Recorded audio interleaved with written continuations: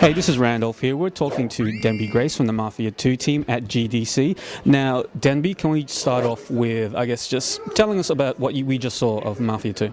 Yeah, sure. So we started today by showing you an introduction to our story, our main characters, you know, how Vito sort of gets the motivation to really go on this journey into a life of organised crime. We met Joe for the first time. We hear how these two guys are best buddies, you know, they're best friends since they were children. And then Vito learns about his father's debt that he's been left with, or his family's been left with, and he takes it upon himself to sort that out, you know. Now, the debt is $2,000. Now, back in the 1940s, that's a pretty huge debt. Now, there's no real job that the guy can get that will really sort of help him pay this off in any quick time, you know, working down the port or anything like that. So, naturally, this is something that motivates Vito to go down this route, the maybe unsavoury route of joining the mob or trying to work for the mob. And then what else we showed is the stuff that you actually had hands-on today was a bit further into the game. It's about 40-50% into the game itself, and it actually featured a mission a little before the guys become made. It's actually a mission in the 50s, so the guys are working for this captain called Eddie Scarpa. Now, Eddie's asked them to sell a bunch of cigarettes, a bunch of knocked-off cigarettes.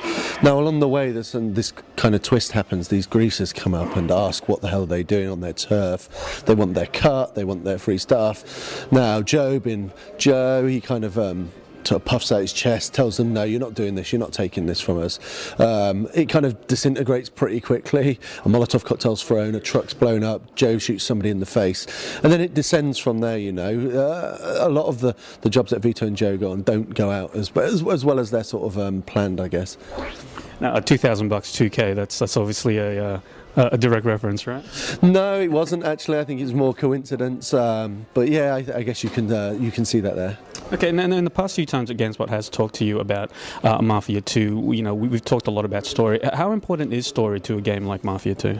I think it's number one for us. You know, obviously we're not negating all the other things in the game, but the cinematic presentation, the experience that people are having in this story is really, really important to us. You know, we want the gamer to feel like they've been dropped in the middle of Goodfellas or Godfather, for instance. We want you to have that experience, to feel these believable characters, and have this compelling story that drives you through this sort of open world backdrop that Empire Bay is. You know, it's really important to us. The game, when you actually play it, the mechanics in it, they feel more like a third-person shooter than they do an open world game. You know, it's something we're really, really pleased with. We've really invested a lot of time in the cover system, the weapons, and how all these things play out together. But obviously, Empire Bay is an open world. It's 10 square miles of city, and but everything in the city is there to support the fiction. You know, we don't do any daft things in the city. You know, we do things that support this mafia story. So ultimately, yes, it's very important for us that we present what we think is the best mafia story out there in games today. Now, part of that, I guess, realistic experience you're trying to go for is having these scripted events that just happen as you're going around the city. How does it actually, I guess, figure out into the main storyline or mission of the game? So yeah, as you're progressing, as the player's going through the city, we have what we call action points in the city. Now, action points are AI spots that are marked on the map of the player, and these action points can cause any number of things happen. We have like these random events. A shoe shine guy might set up there, a guy selling hot dogs, a newspaper boy, or other stuff. But as well as that, we have these scripted events that happen one time only as you're progressing through the main game. As I already said, the game's an open world game, but it has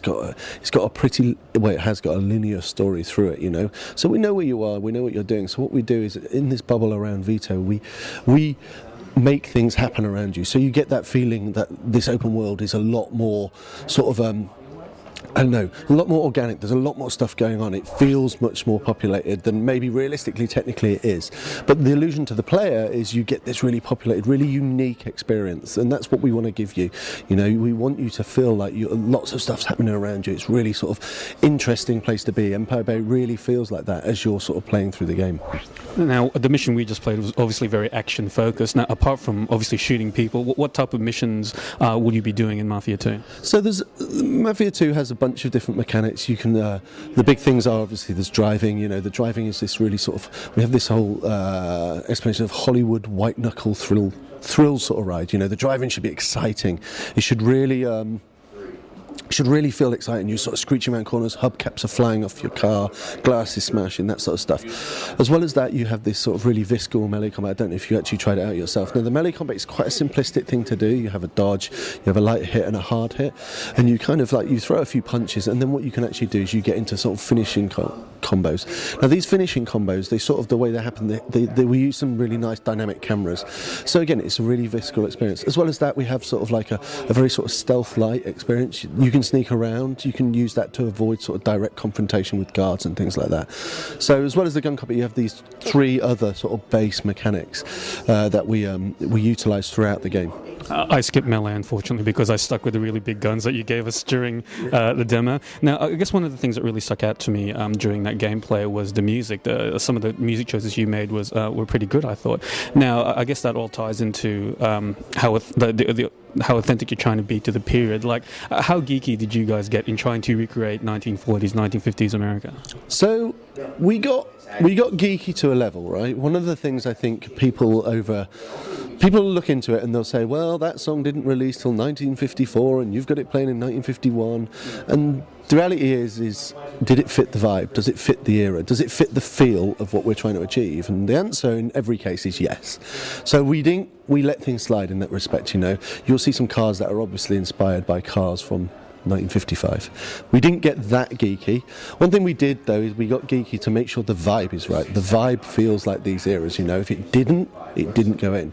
So we did a lot of research. We used TV, we used film, magazines, books, internet, obviously, all these different things to kind of like reference ourselves and check out what we're actually putting in the game. And the music was something that you talked about. This music has been poured over for about a year. There's been some really, even the president of 2K's really had a really big influence on the music we selected for the game. It's something it's very iconic, you know, and we use the music to sort of score our game much in the same way as a movie. Obviously, you've got the music on the radio in the car, but as well we have the music sort of scores these cutscenes, you know, much in the same way as we do for in the scene of a movie. You know, we use licensed music. We have a massive orchestral soundtrack as well, which is really, really sort of unique. Done by the Czech Philharmonic. We're really pleased with all these things to come together to create a great wealth of authenticity in the game.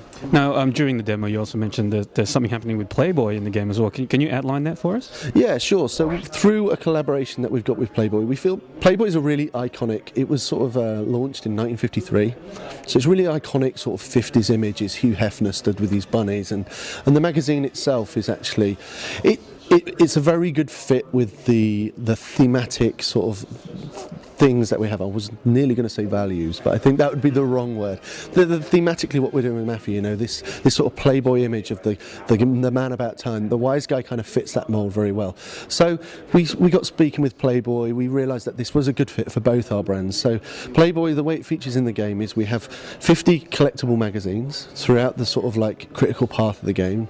Now you'll find one of these magazines, you pick it up, and then you can actually open it up and read.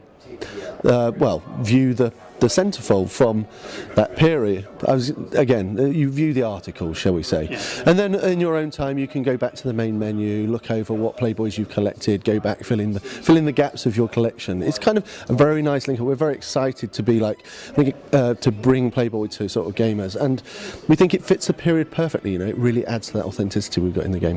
One last question then. When is Mafia 2 out and what platforms can we expect it on? Yeah, so Mafia 2's come in fiscal Q4, which is between August and October, and it's coming on PS3, 360 and PC. DenbyGrace, thanks for your time. No worries, thank you.